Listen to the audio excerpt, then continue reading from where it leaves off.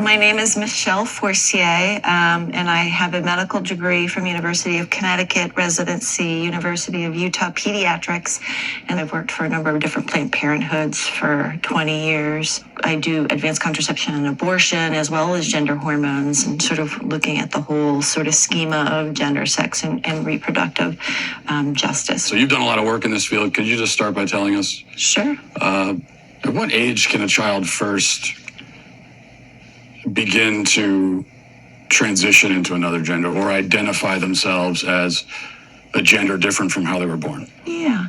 Well, I mean, there's research and data that show that babies and infants understand differences in gender. Some children figure out their gender really early. And the reason why we say, oh, it's interesting or important is because they're figuring out their gender identity is not necessarily congruent with their sex assigned at birth. When the doctor sees the penis and says, this is a male, has the sex of male, that's an arbitrary distinction.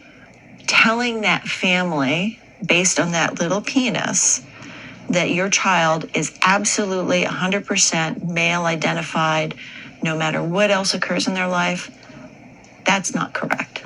So what is gender affirmation care? You're a big proponent of. If we walk through, a child is sitting down with you, is questioning their gender. What's the gender affirmation process? Affirmation means that as a pediatrician, as someone who says my job is to provide the best medical care for you, is I need to listen really carefully. And how I put it in words for kids so that they can understand it is, tell me your story. Where have you been in terms of your gender and your gender identity? Where are you right now? And more excitingly, where would you like to be in the future? Have you ever met a 4-year-old who believes in Santa Claus? Mm-hmm. So this is someone who believes that a fat man is traveling through the sky on a flying reindeer at lightning speed, coming down his chimney with presents. Yeah. Would you say that this is someone who maybe has a tenuous grasp on reality? They have an appropriate 4-year-old handle on the reality that's very real for them. Agreed. But Santa Claus is real for them, but Santa Claus is not actually real. Yeah, well, but Santa Claus does deliver their Christmas presents. Well, yeah, but he's not real, though. To that child, they are. When I see a child who, believes in Santa Claus, and then let's say this is a boy and he says, I'm a girl. Mm-hmm.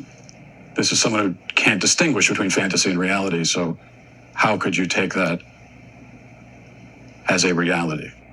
I would say that as a pediatrician and as a parent, I would say how wonderful my 4-year-old and their imagination is. One of the hardest things as we did this film, especially in interviewing somebody like that, is not like my instinct just to yell at them to begin with.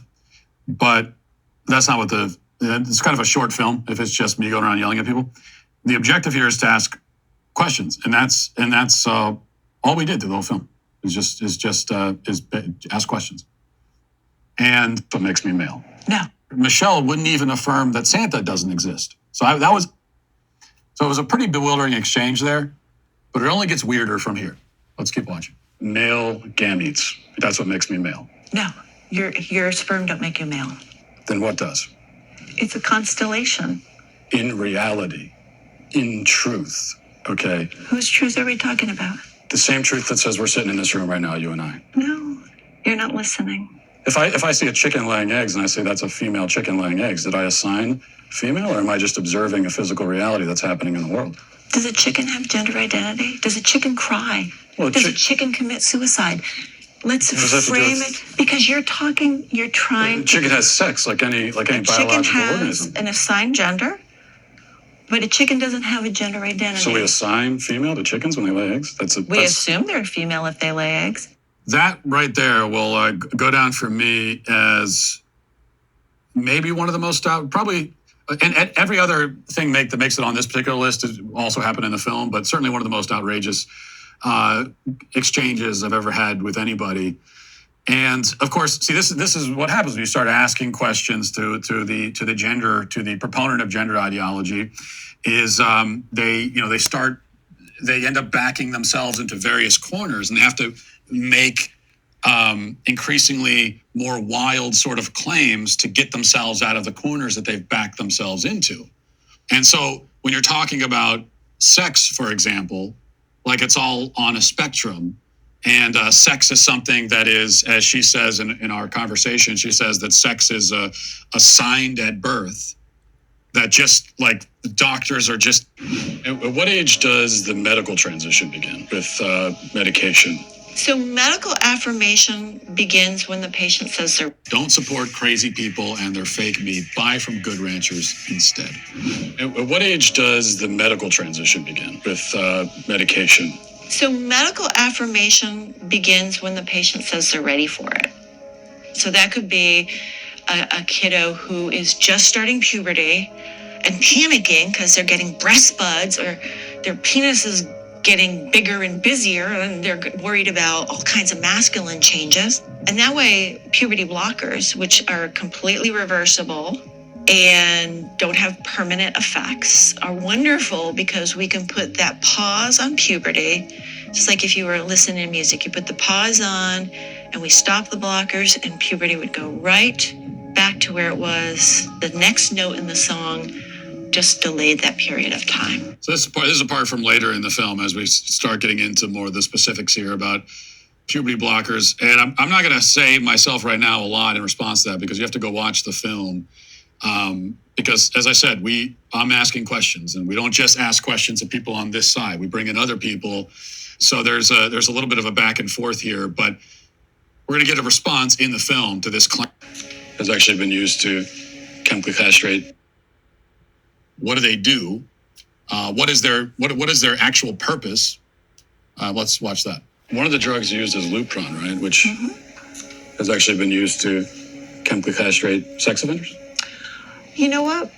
I'm not sure that we should continue with this interview because it seems like it's going in a particular direction. Well, you're a medical professional. I am a medical professional. So you don't want to talk about the drugs that you give to kids or? Again, I'm a physician and I use medication. You're choosing exploitive words. Drugs I give to kids. I'm choosing a chemical word castration. that was in a dictionary. That's not a correct term for puberty blocking. I could look it up on my phone, but I'm pretty sure if I looked it up. You can look it up on your phone. It says medical definition, the administration of a drug to bring about a marked reduction in the body's production of androgens and especially testosterone. And I'm saying, as a pediatrician who takes care of hundreds of these kids, when you use that terminology, you are being malignant and harmful. I mean, there are some who would say that giving chemical castration drugs to kids is malignant and harmful. It's about the context of caring for a child and seeing the suffering that kids can have that have not been in affirmative home situations. So that was the part in our conversation where things got a bit contentious, but I wouldn't say that's when they started to get contentious. Actually, what we discovered in doing these interviews is that, I kind of knew going in canned, speech.